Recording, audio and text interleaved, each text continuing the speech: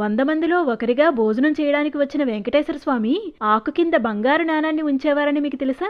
అసలు విషయం ఏంటంటే, ఒక ఊరిలో నిజాయితీపరుడైన చెప్పులు కుట్టుకునే వెంకన్న ఉండేవాడు. అతనికి వెంకటేశ్వర స్వామి అంటే ఎంతో భక్తి. తిరుమల వెళ్లి స్వామివారి దర్శనం చేసుకుందాం అనుకుంటాడు. అయితే తనకు వచ్చే సంపాదన చాలా తక్కువ అవడంతో బాధపడుతూ ఉండేవాడు. స్వామివారి మీద భక్తితో ప్రతిరోజు తిరుమలకు వెళ్లే భక్తుల్లో ఒకరికి భోజనం కూడా పెట్టేవాడు. ఇదంతా గమనిస్తున్న స్వామివారు ఆ చెప్పులు కుట్టుకునే వెంకన్నని పరీక్షించాలని అనుకున్నారు. చిరిగిపోయిన బట్టలతో ఒక బిచ్చగాని రూపంలో ఆ వ్యక్తి వద్దకు వచ్చి తెగిపోయిన తన చెప్పులను కుట్టించుకుంటారు. అతనితో స్వామివారు, అయ్యా, నేను ఒక పేదవాడిని, డబ్బులిచ్చే స్తోమత నాకు లేదు అంటారు. మీ పరిస్థితి నాకు అర్థమైందయ్యా, మీ దగ్గర ఎంత ఉంటే అంత ఇవ్వండి అంటాడు వెంకన్న.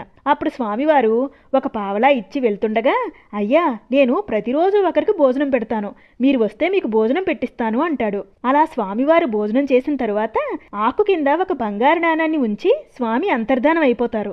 ఆ చెప్పులు కుట్టుకునే వెంకన్నకి అర్థమవుతుంది, వచ్చింది సాక్షాత్తు ఆ వెంకటేశ్వర స్వామివారు అని. అప్పటి నుంచి వెంకన్న ప్రతిరోజు 100 మందికి భోజనం పెట్టేవాడు. ఆ 100 మందిలో ఒకరిగా స్వామివారు ప్రతిరోజు వచ్చి భోజనం చేసి ఆకు కింద ఒక బంగారు నాణాన్ని ఉంచి వెళుతూ ఉండేవారు. అలా వెంకన్న నిరంతరాయంగా అన్నదానం చేస్తూ మోక్షాన్ని పొందాడు. వీడియో నచ్చితే ఒక లైక్ చేసి గోవిందా గోవిందా అని కామెంట్